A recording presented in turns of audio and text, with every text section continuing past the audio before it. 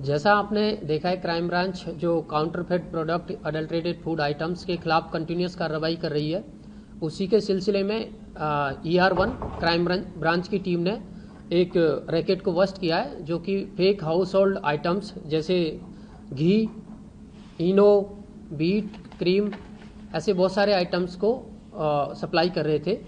इसमें टीम को इन्फॉर्मेशन मिली थी कि एक अक्यूज है जो कि पहले भी इस टाइप की fake items, fake product supply में इन्वॉल्व रहा है, वो उत्तम नगर के एरिया में सप्लाई देगा। टीम ने इनपुट पे कार्रवाई करते हुए 3 अक्यूज को पकड़ा। उनका नाम है नितिन कुमार, रजत सिंगल और सुरेंद्र गुर्जर।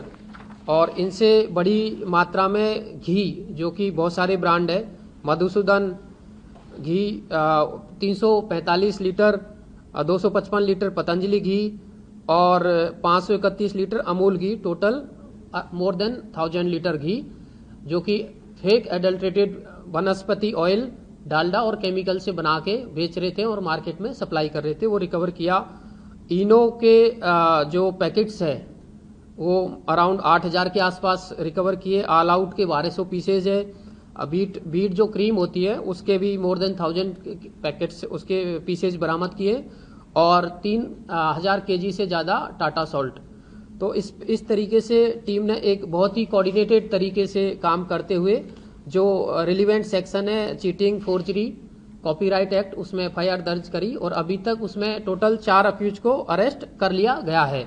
इसमें और भी बहुत सारे जो अक्यूज है जो कि वांटेड है, उनको टीम अभी इसमें लगी हुई है और उनको इन फ्यूचर में अरेस्ट कर लिया जाएगा। इनकी जो अक्यूज है जो काफ़ी लंबे टाइम से काम कर रहे थे, इनकी मेन ये जो जितने भी जो बेचते थे प्रोडक्ट, उसके लिए ये लोग फेक रेपर्स और पैकेजिंग मटेरियल, टिन वगैरह जो ब्रांडेड है उसको मार्केट से परचेज करते थे।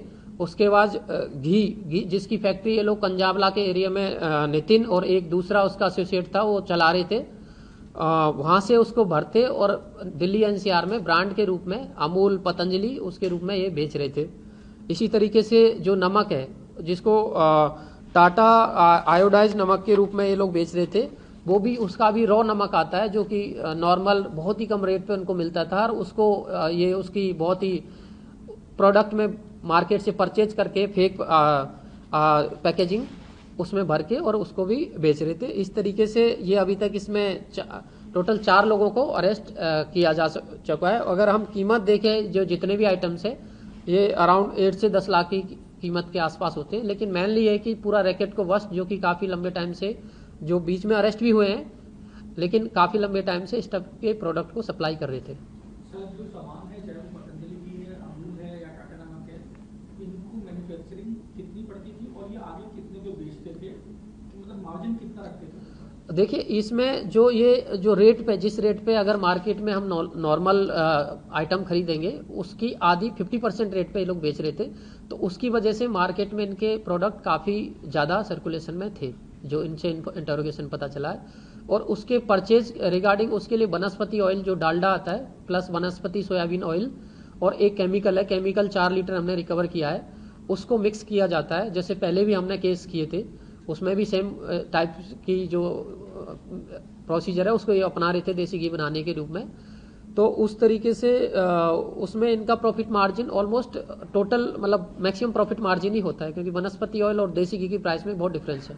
केमिकल के बारे में बता दीजिए, केमिकल इलेबल होता था या फिर किस तरीके के केमिकल होता था, क्या उसके नुकसान? देखिए, केमिकल इनके केमिकल पे रेफर नहीं है, लेकिन केमिकल वो उसको घी में नहीं मिला सकते क्योंकि वो डेंजरस है फॉर हेल्थ के लिए, क्योंकि देसी घी तो आपको पता है किस नॉर्मल प्रोसीजर से बनता है। अगर कोई भी केमिकल है उसको अगर हम वनस्पति ऑयल में मिलाएंगे तो वो रिएक्शन करता है, उसका सिर्फ ये परफ्यूम के रूप में काम करता है जिससे कि देसी घी की स्मेल आ जाए, उसके लिए उसको यूज करते थे।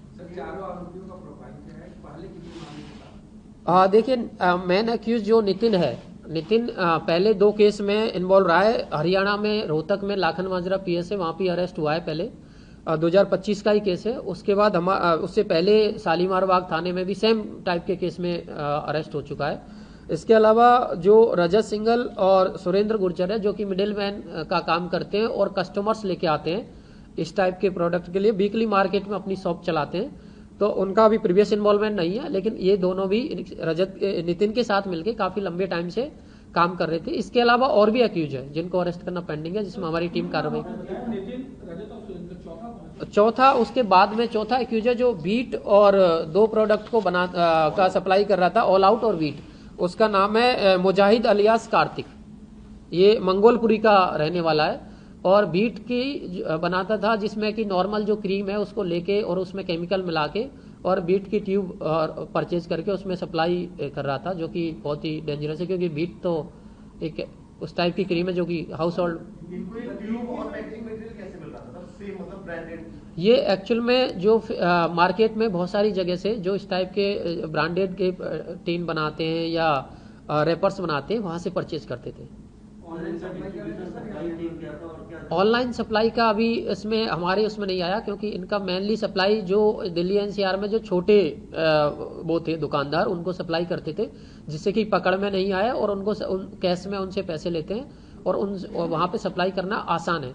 दुकानदार को पता होता था कि ये उस लेवल तक अभी इन्वेस्टिगेशन हम कर रहे हैं, अभी तक उस लेवल तक नहीं आया, लेकिन मोस्ट प्रोबेबली उनको पता होगा, क्योंकि अगर कोई घी की रेट 100 है, उसको 50 में कोई दे रहा है, तो इसका मतलब उसको पता है ब्रांडेड है। Yes yes yes yes. ये होलसेलर्स को बेच रहे थे या फिर रिटेलर्स को? ये एक्चुअली नितिन है, नितिन जो काम कर रहा था, ये अपने को होलसेलर बता के ही काम कर रहा था, तो होलसेलर से खुद ही होलसेलर है, रिटेलर को बेच रहा था। Thank you.